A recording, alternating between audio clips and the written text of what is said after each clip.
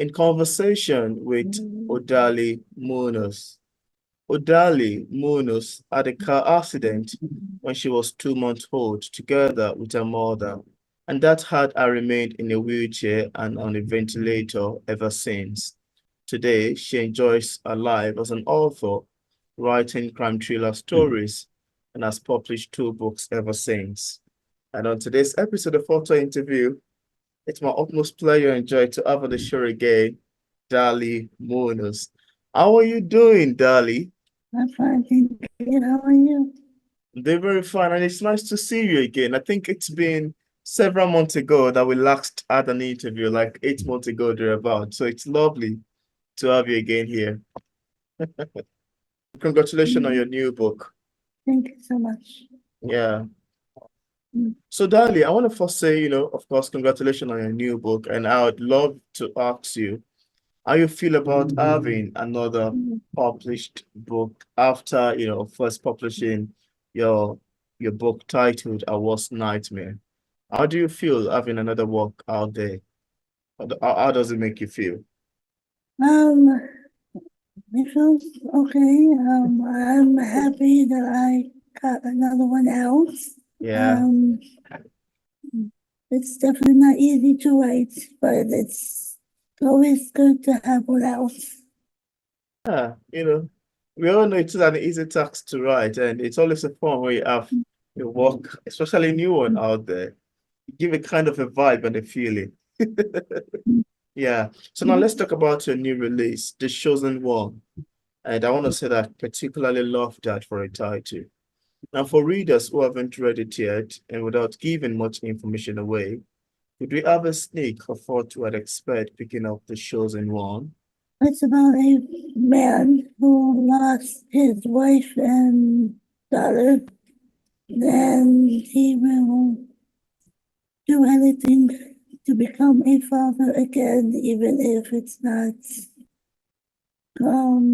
legal. Oh, that shows some level of love in there. Yeah, I'd say. That's great. So would you also tell us a bit about your other titles? I mean, when I checked through your website, I saw that you have close to 3 or 4 or 5. I'm not so sure how many numbers they have. Yeah, but would you love to tell us about your other titles that you've written? Honestly, once I publish them, I usually forget. Since Oh, I only publish one once a year, it's hard for me to remember. oh, I found one here titled Once Upon a Time, Yes. and another one titled Vampire Caregiver. Would you like to talk about any of those? I know once upon a time was about a similar to Cinderella, but instead of the kid version of Cinderella, it was a adult version of that. Hmm. Um, it was supposed to be a fairy tale, but it turned out to be the opposite. Oh, and I Vampire always say Caregiver. Yeah. Vampire Caregiver is a story about me without saying my real name. Um, it was about a girl in a similar situation where she lost her family, Hmm. and doctor agreed, a doctor agreed to Hmm. take care of her and herself. That's great. That's good. And your response to that actually want to make me to ask you about your inspirations and ideas. I mean, I'm always surprised about how writers come together and craft words, sentences in a way that, line makes paragraph, make pages, and make an eventual book.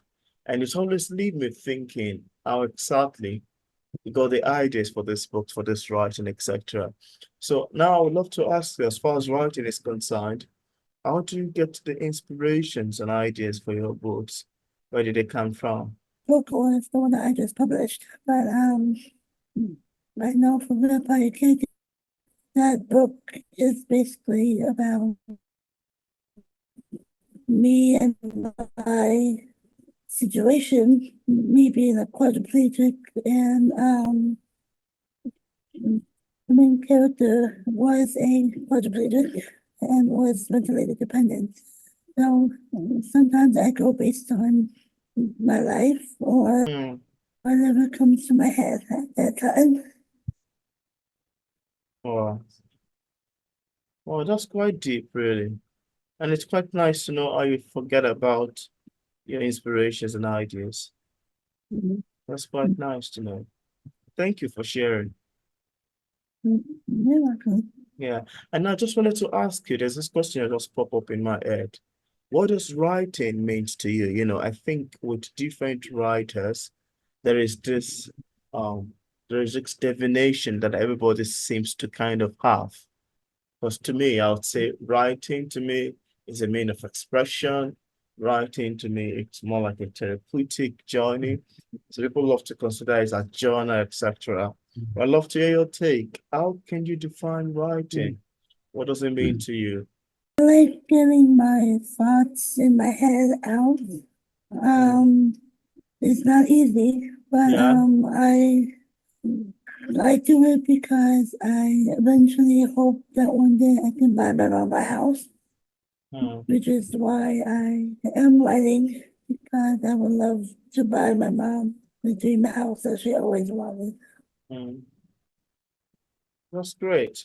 That's to me, I kind of consider it as a mean of expression. And we all know that it's still part of creativity.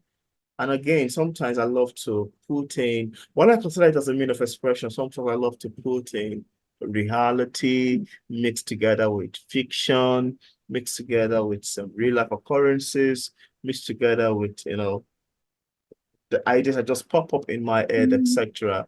Yeah, so it's quite nice to get to know your take about that. mm, Thanks for sharing. mm, And apart from the books we've mentioned thus far, mm. do you have any of the works you've authored or say currently working on? I do have a podcast out Hmm. called A Voice for the Missing, Wow. where I usually cover missing cases or Oh. just to help them hopefully find the person. Hmm. Wow. That's great. That's great. And now could you tell us what publishing is like for a published author like yourself? Are there any challenges you've encountered in the process of writing your book and also ever since it got published? I do have a I do self-publish every time I do. So it's thankfully free for me. But other than that, Hmm. I just use a website called KD as a dog, P as in Peter. Um, and that is helpful because it's free. I can afford anything that costs money right now. Oh. Oh. Oh, that's quite great, really. That's quite great. Now, is there anything that you love to share with the viewers about your books that we did not mention in this interview? And I'd love the viewers to know. No, I'm just like to try my best with every book that I do publish. It might not be perfect, but I do try.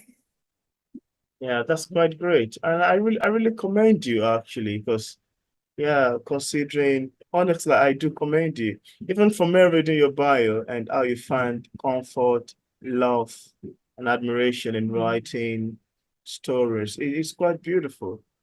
It's quite beautiful. Thank you. It's a good thing to actually embark on. Yeah, it's quite Thank commendable. you. Very Thank commendable. you. Yeah.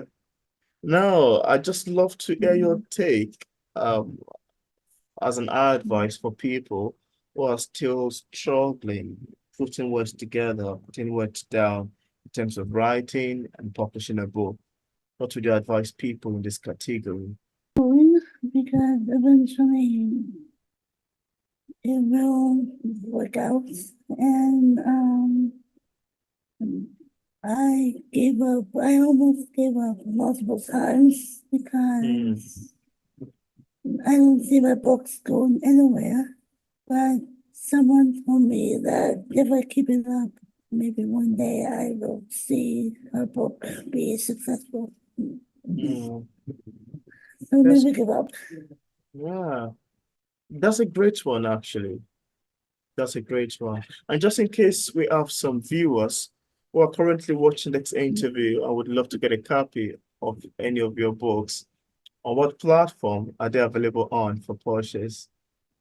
They're all on Amazon, and I do have a website which it's not an easy one to remember, so I don't remember it. But if you look up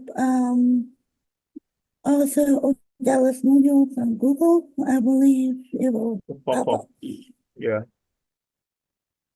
that's great. That's But all great. my books are available on Amazon. Yeah, and I left a link in the discussion part of this interview where interested viewers can get a copy of Dali Munoz books directly on Amazon and also another platform. So thank you so much, Dali, for accepting the invitation to be featured on the show again. It's quite lovely to have you back, following on our previous conversation several months ago. Yeah, It was nice to see you, and thank you for having me. it's my pleasure. Thank you.